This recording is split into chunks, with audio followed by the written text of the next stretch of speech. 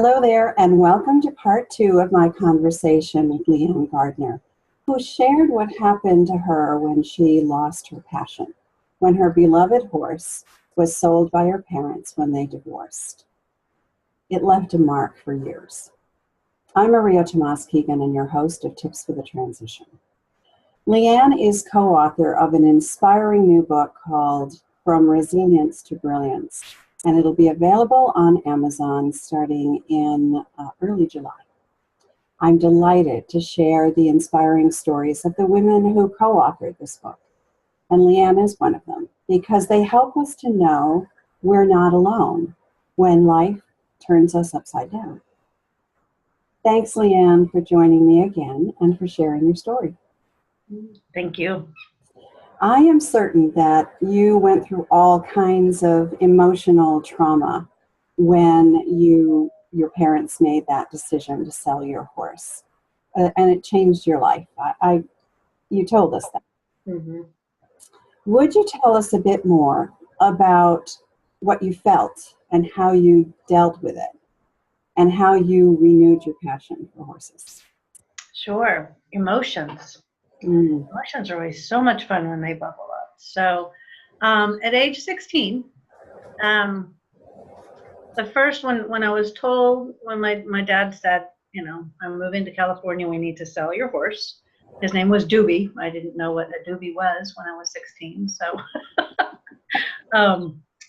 I first was very angry.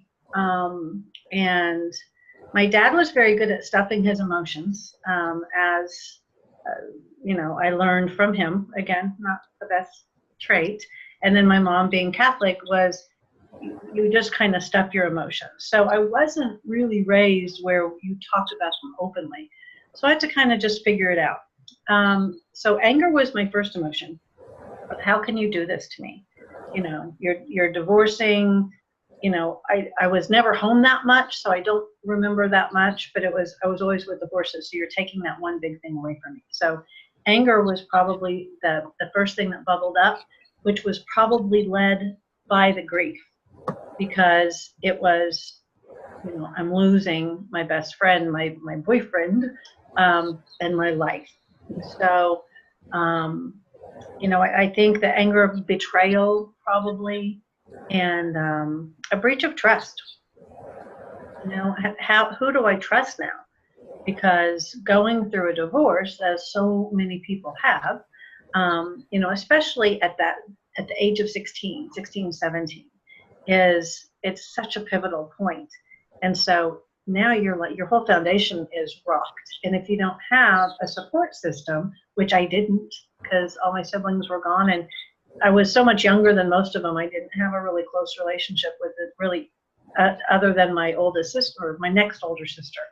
I didn't have that. So that betrayal and lack of trust that, wow, I've got to do this myself, and I don't really trust anyone.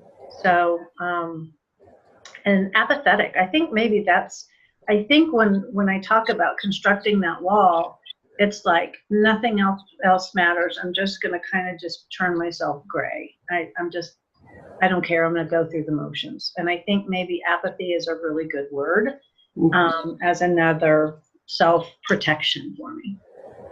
Yeah, and I don't hear that word a lot. Thank you for sharing that. I don't hear that a lot when I talk to women about what they're feeling. But you're right. That is a really good way to describe. And I've heard you talk about living in the gray before versus in living color. And I love when you use that, because it is so, it just conjures an amazing image for me. So thanks for sharing that. So can you tell us how did you deal with it? How did you get beyond it? How did I get beyond it? Well, as I think when I entered the corporate realm, I got beyond it by immersing myself in work.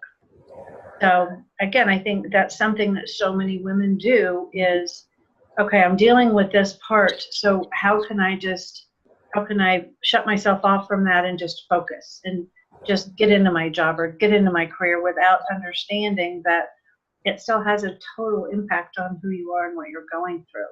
So you know, it wasn't until the 17 years later, I think, that I allowed myself to go where I hadn't allowed myself to go because of the pain. So when I opened up my heart, you know, unbridle your passion and lead with your heart. When I opened up my heart to something that meant so much to me and allowed myself to just see how that felt. Because again, so many women, if you've constructed this wall, if you don't know if you still feel passionate about that, you'll never know until you explore it.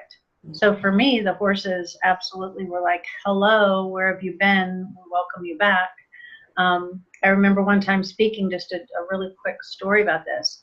I speak about unbridle your passion and lead with your heart. And I asked the audience, you know, have any of you built a wall up against something that meant a lot to you, but you went through this pain? And this woman started emoting, and she got tears, and she said, I loved to play the piano as a child. And my dad took the piano out of the house because he said I played it so horribly. So I've never touched it in 50 years. So those kind of stories, I'm like, go play the piano. I believe she is. So it's that kind of thing that it's like, what really lit you up as a child that you built a wall against? You know, it's time to knock down the walls. And then that the emotions will, then you can kind of process those emotions more, you know, and emotions can wreak havoc on your body. I love essential oils for a lot of different reasons, but, you know, grief and anger for your liver, it can really cause a lot of illness. So if you don't deal with it, chances are, if you've got some different symptoms on things that you have chronic illness, it could be an emotion that's gone untouched. So I'd invite you to explore how you can kind of touch into that and open up, get through it. Yeah, that's great advice.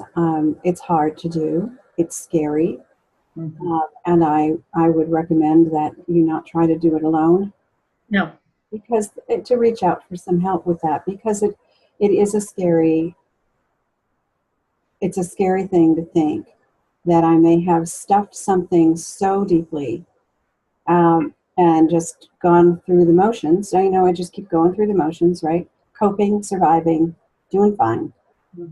Yeah, as you know, what we resist persists. Exactly. So just like, you know, how you help women navigate, you're a fantastic tool for a lot of women that are navigating through some of this. And if they need additional help, then you've got so many tools in your toolbox for licensed counselors or therapists or energy healers that can help go a little bit deeper. Yeah. But just don't let it just fester. Yeah. Really important. Yeah, and I love what you said. You know, if there is something that you've set aside, just explore it again. It may no longer be a passion for you, but at least allow the emotions that caused you to build that wall to come through the cracks slowly, so that you can at least deal with the emotion that caused you to relinquish your passion.